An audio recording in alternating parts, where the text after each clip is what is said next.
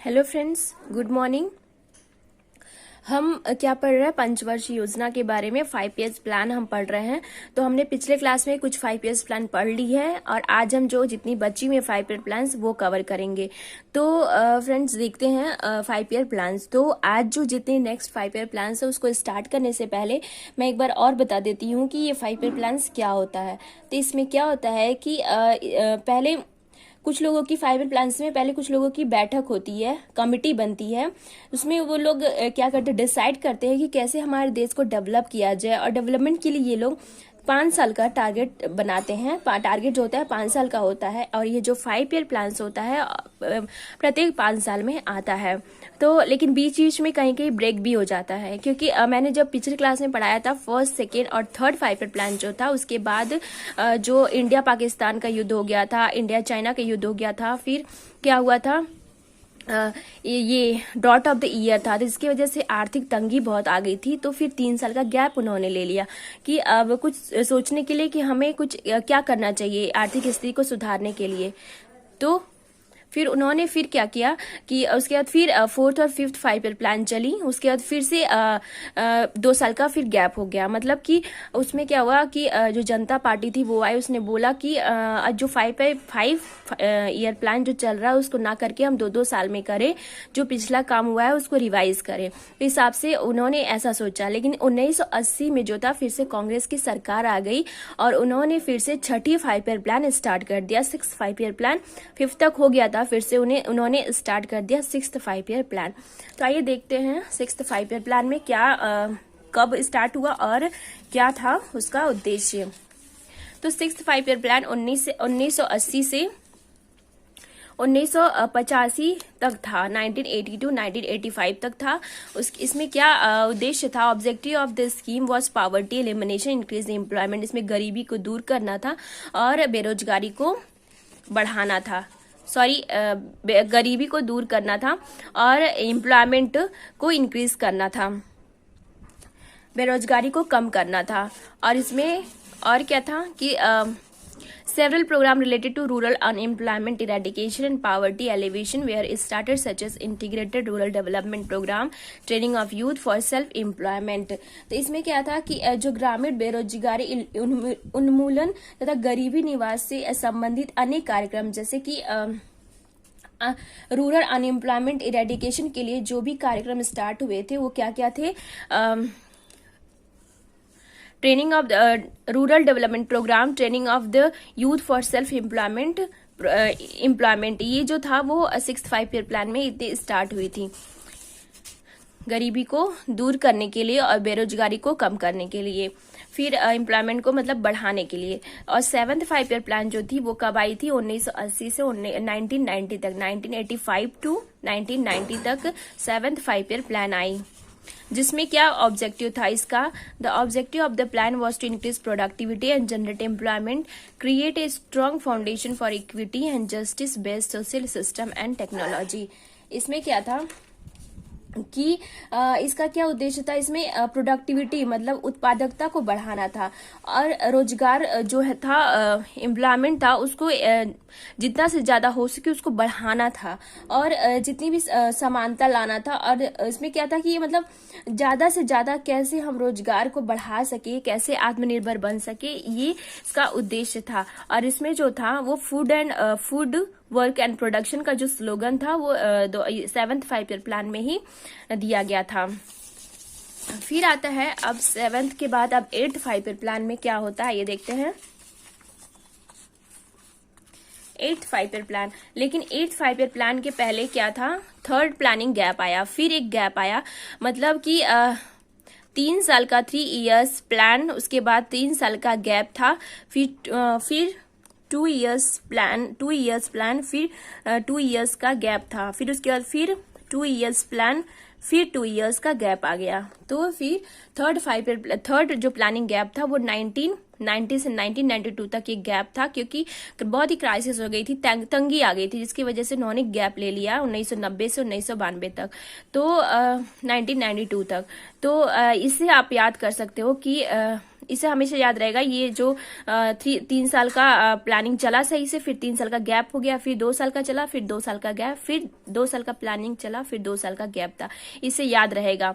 फिर उसके बाद 8 5 ईयर प्लान में क्या ऑब्जेक्टिव था कि 8 5 ईयर प्लान 1992 से 1997 तक था, क्योंकि 1990 से 1992 तक जो प्लानिंग गैप था, उसके बाद 8 5 ईयर प्लान स्टार्ट हुआ 1992 से 1997 तक। इसमें क्या था, it's main objective was all round human development. It was in this that the prime minister employment scheme started.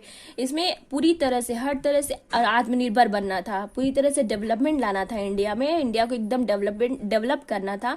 और इसमें जो था प्रधानमंत्री रोजगार योजना भी इसी 8 5 ईयर प्लान में स्टार्ट हुई थी। फिर आया 9th 5 year plan. 9th 5 year plan कब से स्टार्ट हुआ, 1997 से 2002 तक 9th 5 ईयर प्लान स्टार्ट हुआ। इसमें क्या था, top priority was given to the development with social justice and equality. इसमें सर्वोच्च प्राथमिकता दी गई थी सामाजिक न्याय एवं समानता के साथ विकास को, मतलब समानता के साथ विकास करना था 9th 5 ईयर प्लान में।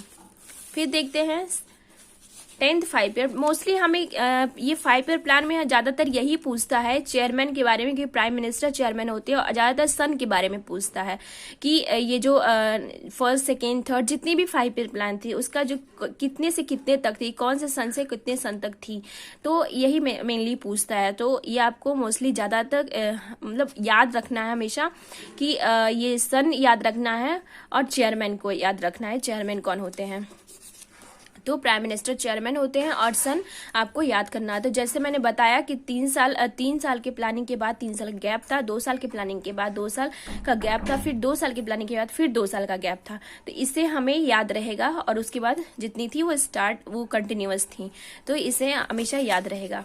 तो अब आई 10th 5 ईयर प्लान जो 2002 से 2007 तक थी। इसमें क्या था, ऑब्जेक्टिव क्या था, its objective was to end poverty and unemployment in the country and double the per capita income in the next 10 years. इसमें क्या था कि पॉवर्टी, गरीबी को दूर करना था और बेरोजगारी को दूर करना था। और इसमें क्या, देश में और जो पर कैपिटा इनकम है, प्रत्येक व्यक्ति की जो इनकम है उसको बढ़ाना था। अगले 10 साल में जो प्रत्येक व्यक्ति की जो इनकम थी उसको बढ़ाना था। इसमें क्या करना था कि पर कैपिटा इनकम क्या होता है कि जो जितनी भी नेशनल इनकम है उसको उससे डिवाइड कर देते हैं पॉपुलेशन को, यानी कि सभी के पास, प्रत्येक व्यक्ति के पास जो इनकम है वो बढ़ना चाहिए, डबल होना चाहिए। ये 10th 5 ईयर प्लान में ये ऑब्जेक्टिव था। 2002 से 2007 तक 10th 5 ईयर प्लान था। अब देखते हैं 11th 5 year plan. 11th 5 year plan जो है वो 2007 से 2012 तक था। 2012 तक इसमें क्या टारगेट था, इसमें था कि the plan target was rapid and inclusive development, और मतलब जिसमें तीव्र एवं समावेशी विकास करना था इसमें।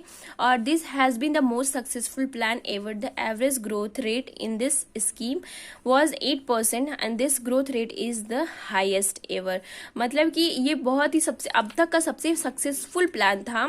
और the average growth rate in this scheme was 8%। 8% जो ग्रोथ रेट थी 8% थी, जो बहुत ही हाईएस्ट ग्रोथ थी, हाईएस्ट।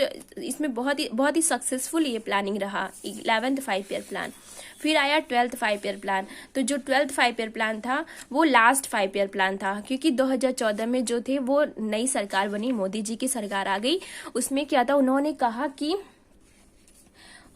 कि जो ये 5 ईयर प्लान का जो अप्रोच है वो सही नहीं है, हम मतलब कि सही नहीं है, हमें कुछ नया करना चाहिए। तो उन्होंने कहा कि जो हमारा देश है वो स्टेट से बना है, और ये जो 5 ईयर प्लान में है इसमें कुछ खास योगदान नहीं है, स्टेट का कुछ खास योगदान नहीं है, तो हमें कुछ स्टेट पे ध्यान देना चाहिए। तो इसकी वजह से उन्होंने कहा कि 5 ईयर प्लान को हमें बंद कर देना चाहिए, हमें कुछ ऐसी नई तकनीक लाना चाहिए जिससे कि जो 5 ईयर प्लान से भी ज्यादा अच्छा काम कर सके। तो उन्होंने नीति आयोग की स्थापना की। नीति आयोग जो था वो आया, 5 ईयर प्लान स्टॉप हो गया 2017 से, उसके बाद नीति आयोग आ गया।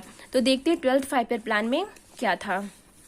इसमें क्या ऑब्जेक्टिव था कि the main objective is faster more inclusive sustainable development, और हेल्थ एजुकेशन को इंक्रीज करना था, ग्रोथ एंड डेवलपमेंट रेट को इंक्रीज करना था, मतलब हेल्थ फैसिलिटी में क्या कैसे कैसे सुधार ला सके इस पे ध्यान दिया गया। और target of the plan 8% growth rate 8% था, 4% एग्रीकल्चर में ग्रोथ हुआ और 10% इंक्रीज इन मैन्युफैक्चरिंग सेक्टर, मतलब कि बहुत ही ज्यादा अच्छा काम हुआ 12th 5 ईयर प्लान। अब तक का सबसे ज्यादा सक्सेसफुल 5 ईयर प्लान जो था 11th एंड 12th था। तो ये था। उसके बाद क्या था, 2017 के बाद नीति आयोग आ गया। नीति आयोग में क्या था, नीति आयोग का फुल फॉर्म है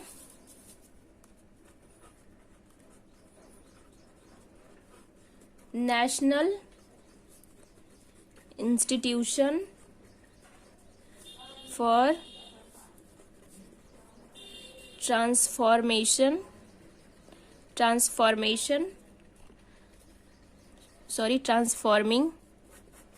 national institution for transforming India. ये नीति आयोग का फुल फॉर्म है, national institution for transforming India. तो 2017 के बाद जो था वो नीति आयोग आ गया और 5 ईयर प्लान स्टॉप हो गया। तो आइए एक बार रिवाइज कर लेते हैं कि हमने 5 ईयर प्लान में क्या क्या देखा।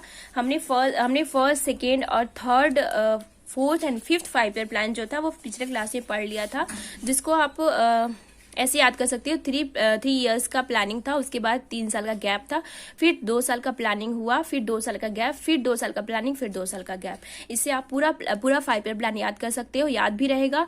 जो मोस्टली सन ही पूछता है तो आपको ये ऐसे याद भी रहेगा। और 1951 से 1951 से स्टार्ट हुआ था और इससे आप याद कर सकते हो। और बाकी उसके बाद जो था वो कंटिन्यूअस चला था।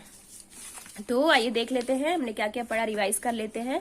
5 ईयर प्लान में जो 5th तक हमने पढ़ लिया था, उसके बाद 6th 5 ईयर प्लान आया जो 1980 से 1985 तक था, जिसका ऑब्जेक्टिव था पॉवर्टी एलिमिनेशन, इंक्रीज एम्प्लॉयमेंट। और इसमें जो था इंटीग्रेटेड रूरल डेवलपमेंट प्रोग्राम और training of youth for self employment जो था प्रोग्राम था वो स्टार्ट हुआ। 7th 5 ईयर प्लान जो था 1985 टू 1990 तक था। इसमें क्या ऑब्जेक्टिव था, इंक्रीज प्रोडक्टिविटी को इंक्रीज करना था, एम्प्लॉयमेंट को इंक्रीज करना था और create strong foundation for equity and justice based social system and technology. और इसमें 7th 5 ईयर प्लान में ही फूड वर्क एंड प्रोडक्शन का जो स्लोगन था वो दिया गया था।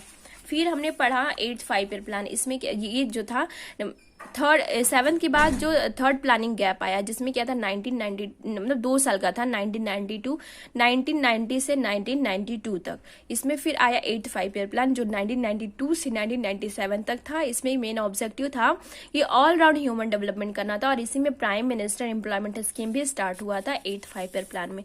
फिर आया 9th 5 ईयर प्लान जो मोस्ट प्रायोरिटी दी गई थी development with social justice and equality. फिर 10th 5 ईयर प्लान आया जो 2002 से 2007 तक था। इसमें मेन ऑब्जेक्टिव था कि पॉवर्टी को कम करना था, एकदम खत्म करना था और अनएम्प्लॉयमेंट को भी खत्म करना था, बेरोजगारी को खत्म करना था in this country and double the per capita income, जो प्रत्येक व्यक्ति की जो इनकम है उसको बढ़ाना था अगले 10 वर्षों में। फिर अब आया उसके बाद आया 11th 5 ईयर प्लान जो 2007 से 2012 तक था, जिसमें प्लान टारगेट था रैपिड एंड इंक्लूसिव डेवलपमेंट। इसमें average growth rate in this scheme was 8% था, मतलब कि बहुत ही सक्सेसफुल प्लान था 11th 5 ईयर प्लान। और 12th 5 ईयर प्लान जो था 2012 से 2017 तक था। इसमें मेन ऑब्जेक्टिव था faster more inclusive and sustainable development और हेल्थ एजुकेशन को इसमें इंक्रीज किया, हेल्थ फैसिलिटी को इंप्रूव करना था और ग्रोथ एंड डेवलपमेंट रेट को भी इंक्रीज करना था। इसमें क्या टारगेट था, जो प्लान था वो 8% ग्रोथ रेट जो था वो target of the plan 8% growth rate था, 4% एग्रीकल्चर में और 10% जो था मैन्युफैक्चरिंग सेक्टर में, मतलब बहुत ही ज्यादा सक्सेसफुल प्लान ये दोनों था। तो फिर उसके बाद मैंने बताया कि ये जो 2014 में मोदी जी की सरकार आ गई थी, फिर उन्होंने ये बोला कि मतलब 5 ईयर प्लान का अप्रोच सही नहीं है, हमें कुछ नया तकनीकी लाना चाहिए। तो उन्होंने नीति आयोग लाया, ये 5 ईयर प्लान उन्होंने स्टॉप कर दिया और फिर नीति आयोग 2017 के बाद स्टार्ट हो गया। तो ये था 5 ईयर प्लान। तो हमने कंप्लीट स्टडी कर ली है 5 ईयर प्लान्स की। तो आप इससे आप इस ट्रिक से याद कर सकते हो। 3 ईयर प्लान था, फिर 3 इयर्स का गैप, फिर 2 ईयर प्लान था, फिर 2 इयर्स का गैप, फिर 2 ईयर प्लान था, फिर 2 इयर्स का गैप, उसके बाद फिर कंटिन्यूअस था।